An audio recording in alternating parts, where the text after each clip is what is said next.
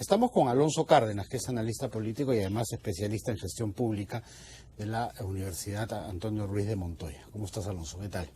Muchas gracias, muy buenas tardes. Vamos despejando algunas dudas y analizando.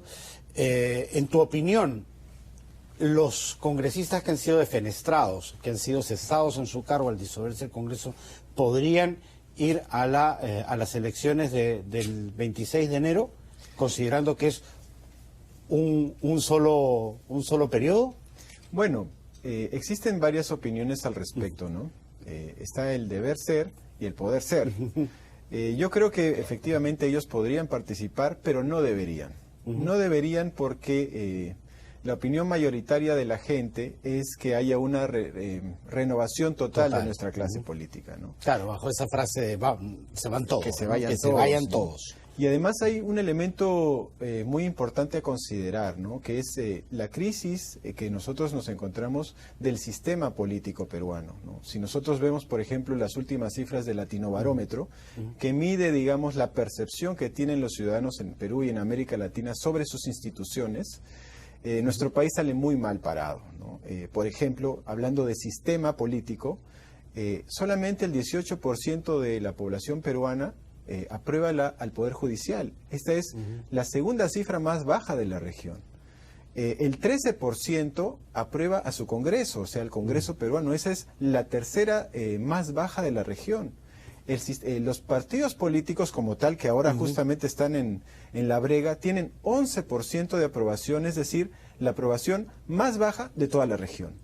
Y otras instituciones clave para el juego democrático en nuestro país también tienen una aprobación muy baja. Por ejemplo, la Policía Nacional del Perú tiene un reconocimiento de 32%, abajo del promedio latinoamericano, que es 35%, y muy lejos de países sudamericanos, por ejemplo Uruguay.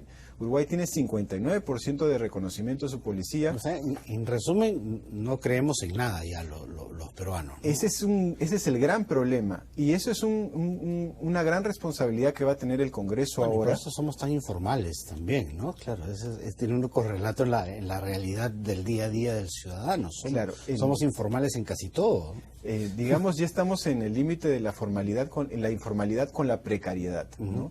Y esto es muy peligroso, digamos, este divorcio que existe entre la clase política y los gobernados, porque puede abrir, digamos, las puertas a posiciones extremas, tanto de derecha radicales, como de izquierda, ¿no? Entonces, la responsabilidad que va a tener el Congreso nuevo que va a asumir ahora en febrero, marzo, es fundamental, ¿no? Y el perfil que nosotros vamos a requerir de esos nuevos funcionarios públicos, de esos nuevos congresistas, creo yo que puede incluirse o abarcarse en tres dimensiones fundamentales, ¿no?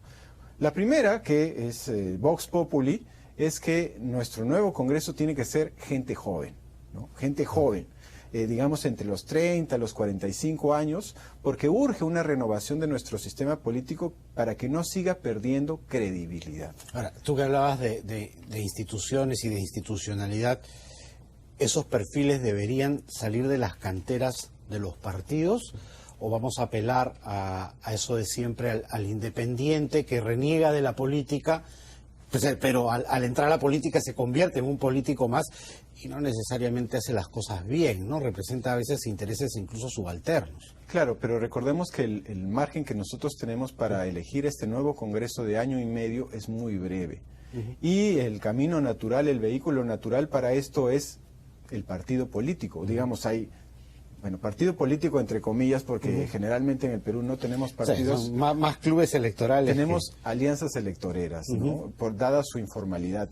Pero ese es otro elemento a considerar en el nuevo perfil de las personas que van a integrar este Congreso, porque, digamos, tiene que haber un espíritu que yo llamaría de reforma sincera de este poder legislativo. ¿En qué elemento, por ejemplo? En el elemento de la eliminación del voto preferencial. El voto preferencial no fue, digamos, eliminado en la última reforma que hizo el presidente Vizcarra, y es una de las grandes causas de esta informalidad diagonal precariedad de nuestro sistema político, porque es lo que permite que los puestos básicamente se compren y se vendan, claro, ¿no? Eso tiene que eliminarse. Otro elemento clave en esta nueva agenda de este Congreso que se viene es la vuelta a la bicameralidad, ¿no? Si nosotros hacemos, por ejemplo, una comparación con la Constitución del 79, en el 79 había 60 senadores y 180 diputados.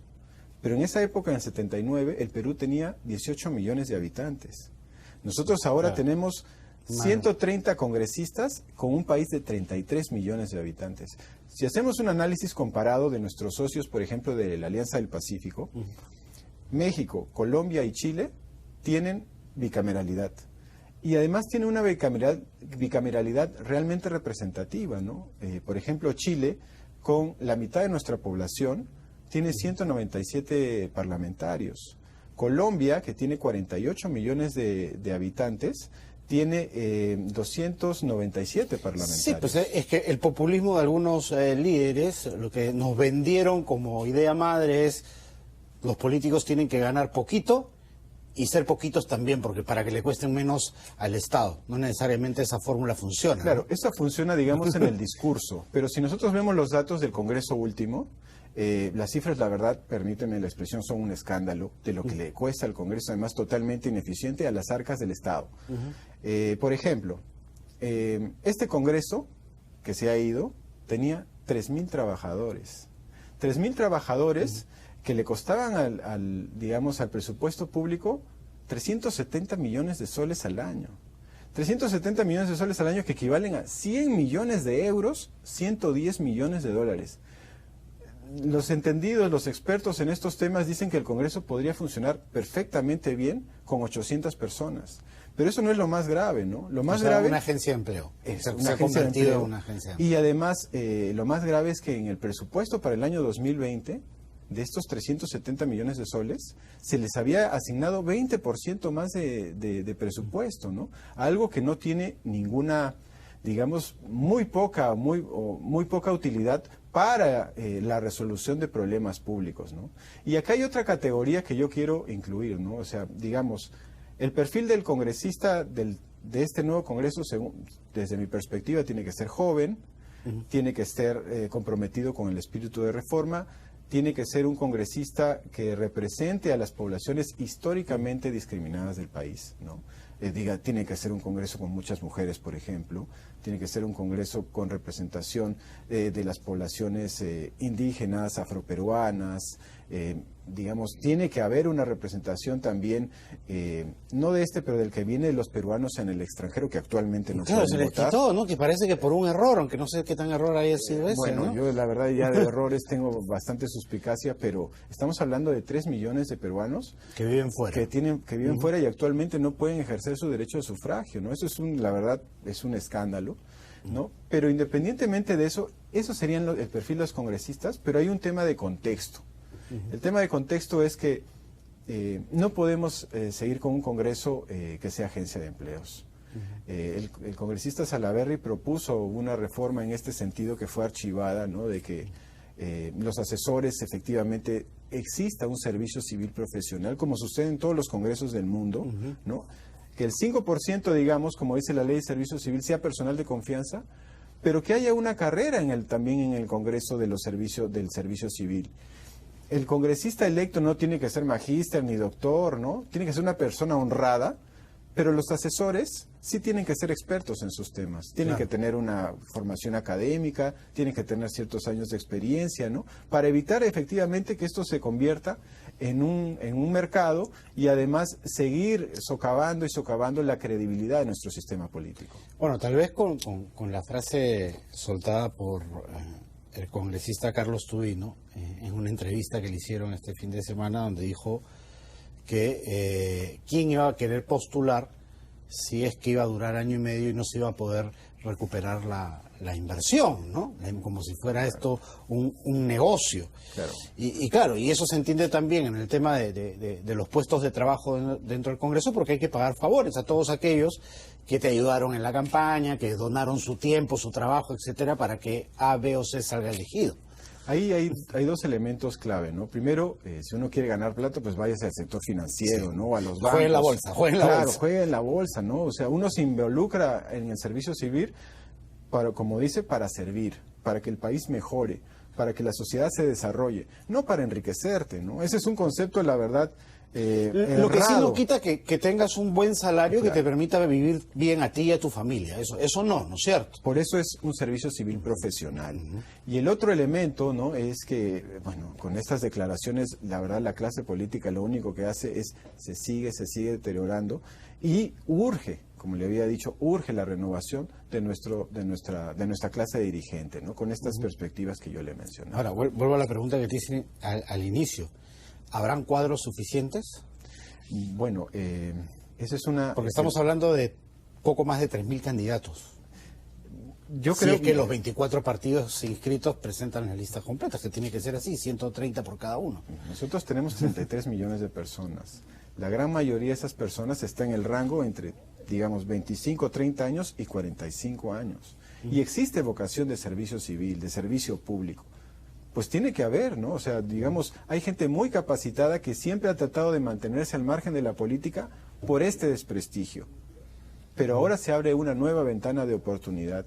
Yo creo que este es el momento, efectivamente, que nosotros demos el salto, ¿no? El salto para que nuestra credibilidad, nuestra democracia no se siga deteriorando y ahora sí, si se sigue, digamos, en estos niveles paupérrimos que nos muestra el latinobanómetro, por ejemplo, se abra la puerta a un régimen de extrema derecha o de extrema izquierda que sería, la verdad, lamentable para nuestro país.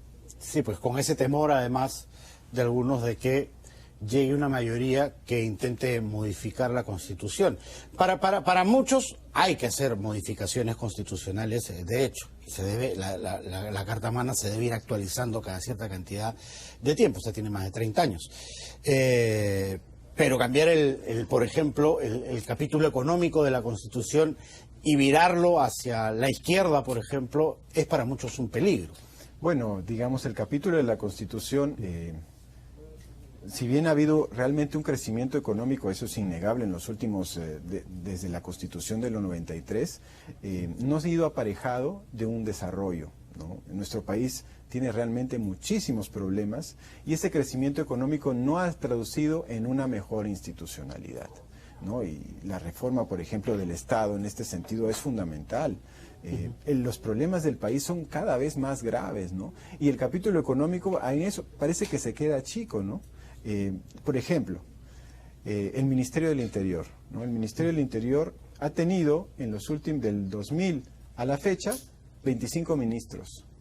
O sea, un promedio de un ministro cada 8 meses. Sí, muchos le llaman la silla voladora por eso, ¿no? Pero digamos, ¿cómo nosotros vamos a enfrentar el problema de la trata de personas, por ejemplo, de la inseguridad, del crimen organizado, si cada mes, si cada 8 meses estamos modificando nuestro ministro? Además, no es que el ministro se va y ya. Se va, claro, se va el viceministro, se van los asesores, se va todo y entra una política distinta, cuando la política de Estado debería ser permanente en el tiempo. Por eso es tan importante que nosotros tengamos un servicio civil profesional en todos los poderes del Estado. Y bueno, eso lo viene aparejado de, como esto es un sistema, por ejemplo, la reforma de las universidades, ¿no? Las universidades tienen que alimentar efectivamente al Estado. Y si volvemos a tu pregunta, sí existen cuadros, ¿no? Pero nosotros tenemos que darle digamos, las facilidades para que se inserten en el régimen político, ¿no? Los partidos políticos en el Perú son prácticamente inexistentes, tienen muy poca aprobación. Por ejemplo, ¿no? un comparado. Hace poco en Argentina, en agosto, fueron las elecciones intermedias, ¿no? Las PASO, como se llaman, que no tienen ningún valor, pero fueron, digamos, las elecciones para elegir al candidato a la presidencia. ¿Sabes cuánta gente votó por Alberto Fernández, el que ganó? 12.200.000 personas.